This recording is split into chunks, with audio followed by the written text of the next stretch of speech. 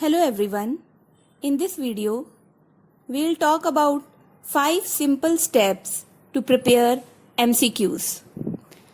इन दिनों जब online Google test हैं आप सभी बच्चों के, तो आपको इस वीडियो को देखना बहुत ज़रूरी है, क्योंकि अगर थोड़ी सी भी कोई कन्फ्यूजन है तो वीडियो को देखने के बाद वो क्लियर होने वाली है कि आपने किस तरह से MCQs प्रिपेयर करने हैं.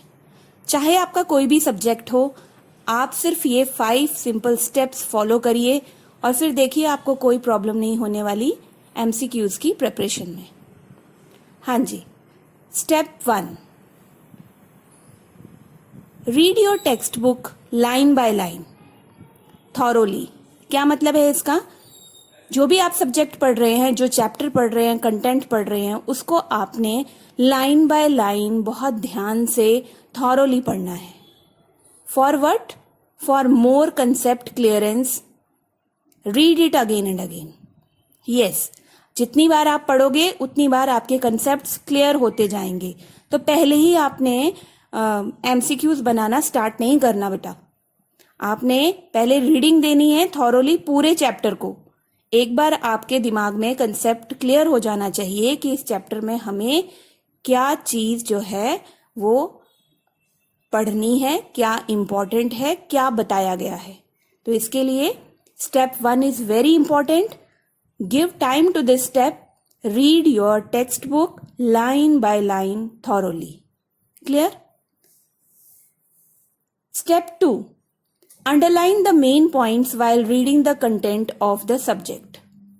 जैसे आप सेकेंड रीडिंग दे रहे हो उसको, कंटेंट को, तो आपने साथ ही साथ अंडरलाइन करते जाना है इंपॉर्टेंट पॉइंट्स को, ताकि MCQs बनाने के टाइम पर आप उन लाइंस पर ज्यादा फोकस कर सको. Step 3, go for questions like what, why, how, when, which, where. अब क्या मतलब है इस स्टेप का?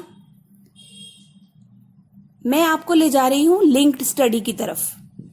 अब ये लिंक्ड स्टडी क्या है? Beyond the content given in the text. एक तो आपने लाइन टू लाइन क्वेश्चंस जो हैं वो अंडरलाइन कर लिए थे स्टेप 2 में, लेकिन याद रखिए every line consist of some hidden questions. जैसे कि मैं आपको एग्जांपल दूंगी सिंपल सेंटेंस का. This is a picture of Taj Mahal. अब इस सेंटेंस से क्या पता चल रहा है? सिंपली ये हमें बता रहा है about the picture of Taj Mahal. But there are so many hidden questions in this sentence. किस तरह से हिडन क्वेश्चंस हैं इस सेंटेंस में? आइए देखते हैं. Number 1, where is Taj Mahal? Who built Taj Mahal? When did Taj Mahal built?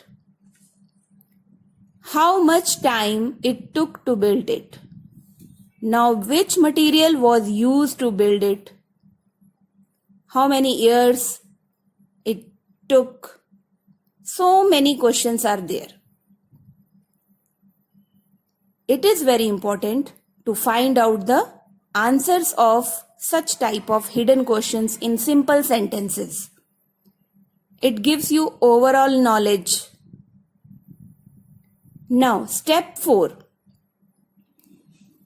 Prepare a separate notebook as a record of MCQs.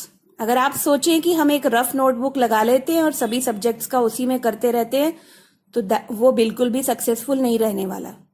क्यों? इसका कारण है, at the time of revision जब आपने रिकैप्चुलेशन करनी है कंटेंट की, तो आपको इजीनेस फील होगी, क्योंकि आपने पढ़ा है ना क्लासिफिकेशन का concept. Classification makes to study the things easier. So it is very important to prepare a separate notebook as a record of MCQs, which helps you at the time of revision, at the time of recapitulation. Step 5. Prepare flow charts of lengthy content. For example, subjects like social studies, Hindi, literature, English. You have to prepare flow charts. For what purpose? Doing like this make this easier to select the main points or to frame the MCQs. Students, after watching this video, one more thing you have to remember. In 5 steps के अलावा एक बात ध्यान जरूर रखिए, सभी students के लिए है ये, चाहे वो छोटी क्लासेस के हैं चाहे बड़ी क्लासेस के लिए.